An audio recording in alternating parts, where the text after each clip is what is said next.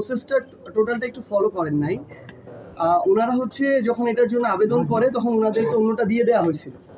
যখন অন্যটা দিয়ে দেওয়া হয় ওনারা মানে প্রসেসটা ওখানে শেষ, এরপরে নতুন করে আমরা তখন আবার সেকেন্ড টাইম আবেদন করেছি যেন আমাদের এটা দেওয়া হয়, যেহেতু ওনাদেরকে দেওয়া হয় না, অন্যটা দেওয়া হয়েছে।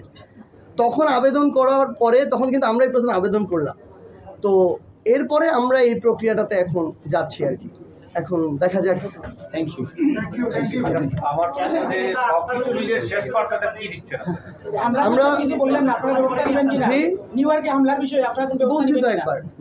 ও অলরেডি আমাদের সদস্য সচিব আক্তার হোসেন নিউ ইয়র্কে কিন্তু মামলা করেছেন। সো আমরা আমাদের যে প্রক্রিয়াটা আমাদের পক্ষ থেকে এনসিপির পক্ষ থেকে করার, এটা আমরা আমাদের পক্ষ থেকে করছি।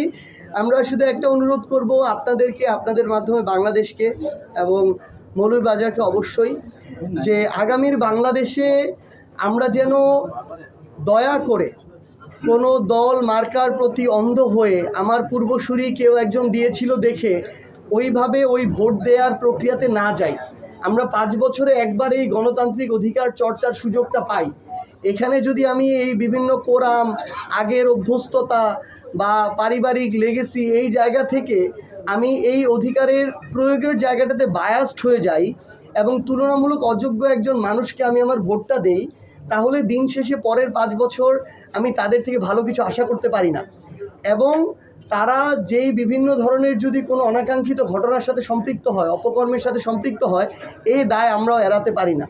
সো আমরা আপনাদেরকে অনুরোধ করব আপনাদের মাধ্যমে সকল মানুষকে, যে আমরা যেন সবচেয়ে ভালো যোগ্য মানুষটাকে বেছে নিই, যারা নিজেদের জায়গা থেকে সৎ থেকে সকল ধরনের অপকর্ম থেকে দূরে থেকে তাদের জায়গায় সর্বোচ্চভাবে দেশ এবং মানুষের জন্য কাজ করার চেষ্টা করছে। আমরা যেন তাদেরকে সমর্থন দিই, সহযোগিতা করি। এবং আপনাদের প্রতি অনুরোধ রাখবো, সর্বশেষ যে অনুরোধটি, আপনাদের কাছে আমাদের অনেক প্রত্যাশা। জুলাই অভ্যুত্থানে আপনারা এই প্রত্যেকটা গুরুত্বপূর্ণ ঘটনাগুলো, রাজপথের চিত্রগুলো শুধু বাংলাদেশ নয় বিশ্বের সামনে তুলে ধরেছিলেন বলেই মানুষ এভাবে রাজপথে নেমে এসেছিল, এভাবে সব কিছু মানুষকে হার্টে গিয়ে হিট করেছিল। আমরা চাই আগামীর বাংলাদেশেও আপনারা আপনাদের এই পেশাদারিত্বটুকু বজায় রাখবেন, কারণ আপনারা আপনাদের এই গুরুত্বপূর্ণ পেশাটার সাথে যতটা জাস্টিস করবেন, আগামীর বাংলাদেশে কালপ্রিটরা অপকর্মের সাথে সম্পৃক্ত হতে ততটা ভয় পাবে। তো আপনাদের অনেক বড় দায়িত্ব। আশা করছি ইনশাআল্লাহ আমরা একসাথে আমাদের জুলাইয়ের কাঙ্ক্ষিত বাংলাদেশ গড়তে পারবো। আপনারা তো সব হবিগঞ্জের প্রতি অন্যায় হবে।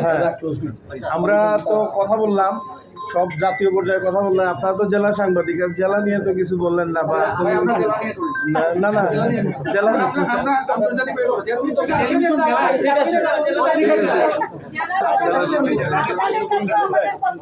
আচ্ছা আমরা একটু বলি, তারপরে একটা অবশ্যই আচ্ছা একটা ইনফরমেশন দিই আপনাদের উদ্দেশ্যে।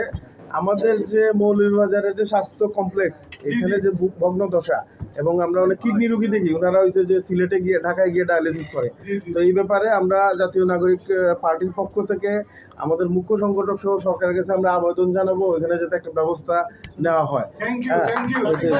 আচ্ছা একটা ইনফরমেশন তাহলে দিয়ে দিই ভাই, যেহেতু বললেন, আমরা জেলা প্রশাসক মহোদয়ের সাথে দেখা করতে গিয়েছিলাম, কারণ উনি একটা জেলার প্রশাসনিকভাবে অভিভাবক এই মুহূর্তে, ওনার জায়গা থেকে দায়িত্ব অনেক। সো আমরা যখন জানতে পারলাম যে আপনাদের ওই ডায়ালাইসিস সেন্টারে ডায়ালাইসিস মেশিনগুলো বন্ধ হয়ে আছে শুধুমাত্র রিএজেন্টের অভাবে, এবং এটা কিনতে হয়তো বা কয়েক লক্ষ টাকা থেকে সর্বোচ্চ 1 কোটি টাকা লাগতে পারে, যেটা দিয়ে পুরো জেলার মানুষ সেবাটা পায়, এটা না পাওয়ার কারণে তাদের সিলেটে যেতে হয়।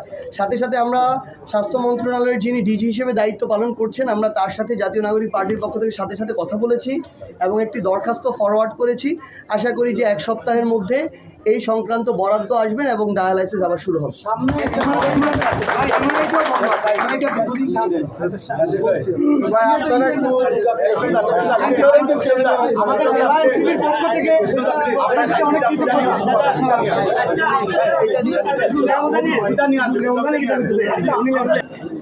দুর্গাপূজা হচ্ছে আমাদের সনাতন ধর্মাবলম্বী যারা ভাই বোনরা রয়েছেন তাদের সবচেয়ে বড় উৎসব। আমরা এনসিপি ধর্মীয় সম্প্রীতিতে বিশ্বাসী এবং পারস্পরিক শ্রদ্ধাবোধ থাকতে হবে। এই জায়গা থেকে তারা যেন নির্বিঘ্নে, গতবার যেমন আমরা কিন্তু অনাকাঙ্ক্ষিত ঘটনা সেভাবে চোখে পড়ে না এবং সবাই সচেতন ছিল, এখানে শুধু এটা অন্যান্য ধর্মের মানুষ যে সচেতন ছিল এমন না, আইন শৃঙ্খলা রক্ষাকারী বাহিনী থেকে শুরু করে সরকার কিংবা আপনারা এ বিষয়ে সচেষ্ট ছিলেন। এবারও আমরা আমাদের জেলা উপজেলা ইউনিয়ন ভিত্তিক আমরা এই বিষয়ে সহযোগিতা করার জন্য কমিটি করে দিব। সকল ধরনের অনাকাঙ্ক্ষিত অপ্রত্যাশিত ঘটনা যারা করার মিনিমাম চিন্তা করবে, আমরা মনে করি আইন শৃঙ্খলা রক্ষাকারী বাহিনী তো অ্যাক্টিভ এবং তৎপর থাকবেই, আমরাও সাংগঠনিকভাবে, শুধু এনসিপি নয়, অলরেডি আমরা জেনেছি বিএনপি জামায়াত এই কাজগুলো করছে। আমরা সাংগঠনিকভাবে সবসময় তৎপর থাকব এবং আমাদের সনাতন ধর্মাবলম্বী যারা ভাই বোনেরা রয়েছেন তারা যেন নির্বিঘ্নে তাদের এই যে সবচেয়ে বড় উৎসব, এই উৎসবটি পালন করতে পারেন, এ বিষয়ে আমাদের সর্বোচ্চ সহযোগিতা থাকবে। Thank you.